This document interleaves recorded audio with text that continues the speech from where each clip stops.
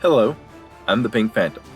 Welcome to my podcast, where we will go deep into the lair of the purple worm instead of down into the rabbit hole, where we'll voyage into the astral realm of my mind and explore the verse of nerd culture. This is Phantom Thoughts. Alright, I've got a call from Jason of the Nerds RPG Variety Cast. A link to that podcast in the show notes, where he's going to suggest a couple of podcasts I might want to listen to, and I thought I'd pass on the suggestions to some other folks, and then we'll get on to the main topic of the day. Hey, Jason here. Really enjoyed episode 27. I look forward to seeing what you do coming out of OSR October. I just wanted to call to give you a couple recommendations because you had been giving us recommendations. So, for a podcast that's now dead, the Dead Game Society. The Dead Game Society, where they play old games. Actually, they don't. It's not an actual play podcast, but they talk about old games. Not just OSR games, but old games. The actual play podcast I'll recommend, that's an ongoing podcast. This one's still in production, is Real Play Games Podcast. Real Play Games Podcast. And they play a variety of things. Lately, they've been doing a lot of Palladium games. So there you go. Thank you, Jason, for those suggestions, and I'll have to check those out. So for sort of the main topic of this episode, it's really just kind of a thought process that went through my head, inspired by an episode of another podcast. The name of the podcast is the One Player Podcast. I'll put a link below to this particular episode. And in this particular episode, they're covering a game called So You've Been Eaten. So You've Been Eaten is from a place called Ludicreations. I'm going to have a link to their to the Board Game Geek page for that, and there's a link through there where you can go to their actual web page. This appears to have been part of a Kickstarter. The basic idea of the game, it's a game for 0 to 2 players, where one of the sides is a space miner mining space crystals, and it's been swallowed by a space creature, and there's crystals in the space creature, and so the miner is trying to mine a sufficient amount of crystals where their company or whatever will remotely activate their jetpack to get them out of the creature, and the space creature's immune system is essentially trying to destroy the space miner. And it says 0 to 2 players. You heard that correctly. Apparently you can play it as a 2-player game, one with a space creature, one with the miner. You can play one side or the other, and they have bots, what are called bots in the board game world, if you're not familiar with that term. It's just a sequence of play or a procedure that allows you to have the game play one side. It may involve cards, it may involve dice. I don't know what it involves, particularly with this game, but it allows one side to be played in a manner that's not just, okay, I'm going to play this side, I'm going to go around and play this side. And it's something that kind of got a good start in sort of the wargaming world, because especially historical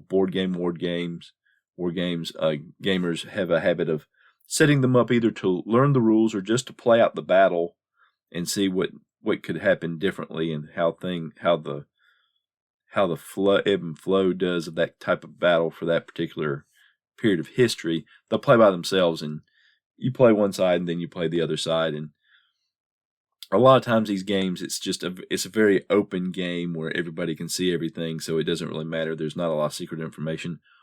But some games, particularly the more recent card-driven games, there is strategy involving things that you're not really supposed to know about the other player, and that's where the idea of bots has come in a sequence of play that will allow one side to sort of play itself.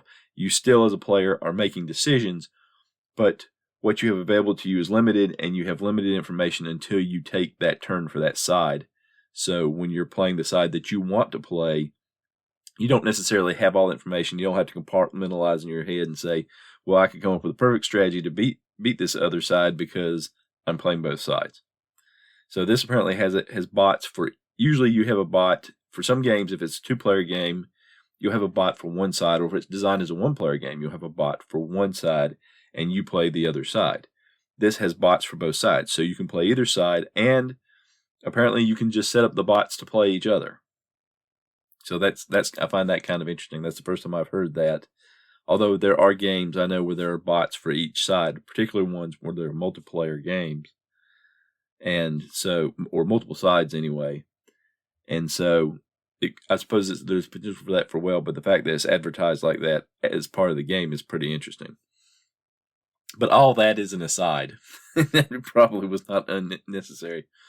But what really hit me was just this mental image of being in a giant space beast and getting resources out of it. It's trying to destroy you, but you're getting resources out of it. And it just kind of brings to mind ideas, the giant space beast that the Millennium Falcon parked in Star Wars. Well, people call it A New Hope now, but I just called it Star Wars. I've always called it Star Wars because that's what it was for me growing up. It was Star Wars, Empire Strikes Back, Return of the Jedi. Those were the movies. And just so my brain still works that way, the first movie was Star Wars. Another aside for you. But you had that creature living in the asteroid that the Millennium Falcon hit in briefly before they realized it was a creature. You've got the giant sandworms on Dune. You've got tales of giant sea beasts, sea serpents, and things like that in legends and history. And, you've got even more modern iterations like Tremors, giant creatures tunneling through the ground. It brought to mind for me the notion of creatures as more than just monsters to kill. I know there's a lot of games now role-playing games now, where you kill the creature and there are parts of its body that you can harvest and use to develop magic items or potions or salves or what have you, or they're just valuable in general. But this is an idea of, these creatures are part of their environment and they're going to take in part of this environment, particularly those that, dig through ground. They're going to be digging through gems and minerals and stuff. And what does this creature's systems do to these raw materials? And could it generate something that's very useful in that world or to a particular set of player characters? Could it be there could be some sort of, interesting transformation that takes place, especially in a world full of magic, some sort of transformation that takes place to turn something valuable, and it refines it, or it changes it, or does something like that. I'm brought to mind the idea of, there's a line of coffee, I think it passes through the digestive system of a civet. They eat the beans and they can't digest the beans, but it passes through and it processes them and it does something to the beans. That makes the coffee good, I guess. I've never had it. I'm not really a coffee guy anyway, but apparently it's very expensive. I think it's a civet.